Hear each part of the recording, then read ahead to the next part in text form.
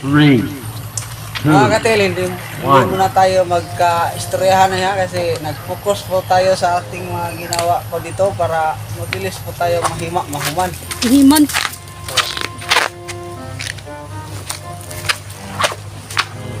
Yun. Kasi, para makulimlim ng mga kapalibutan natin na yun. Oh.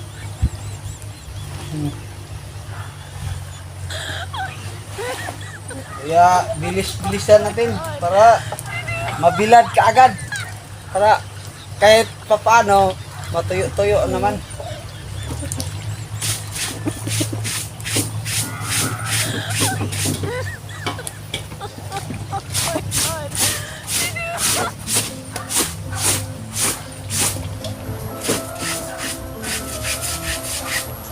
So mga katil, may istorya po tayo mga katil.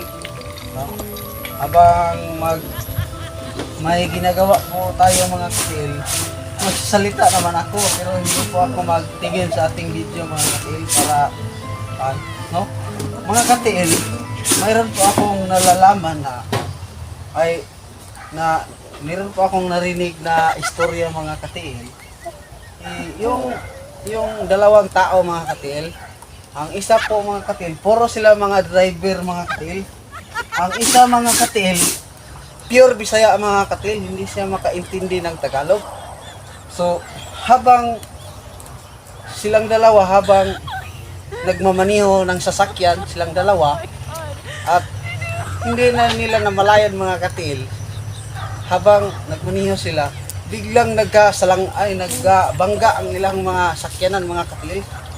So, ang isa po mga katil, hindi po siya makaintindi ng Bisaya at saka yung Bisaya, hindi po siya makaintindi ng Tagalog. Yun. Sa madaling salita mga katil, habang silang dalawa nagkasalampukan, nagkabangga ang ilang mga sakyanan mga katil. So, sa pagbangga nila, mga katil, nilabas yung mga driver mga katil at tinitingnan po nilang yung dalawang ulo ng ilang mga sakyanan kasi nakita nila mga katil na medyo nangalumping mga katil, no?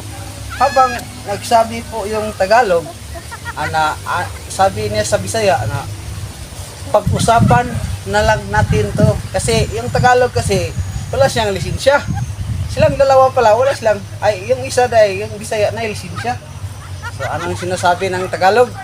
Pag-usapan na lang natin to. So biglang natulala yung Bisaya mga katil kasi hindi naman siya makaintindi ng Tagalog. So ano po yung sinasabi niya mga katil? Sayo ang usapa, sa akin ipawilding kasi nakita ko yung mga kotse natin hindi daw madala nag-usap, madala nag-wielding. Mao to yung pagsabot mga katil. Yung Tagalog naman sumisiga yung mga mata niya kasi hindi po siya makaintindi ng Bisaya. So, hindi po siya nakasagot. Kaya, nagkabaiwas sila mga katil. Wala silang binabayaran kasi pareha silang dalawa.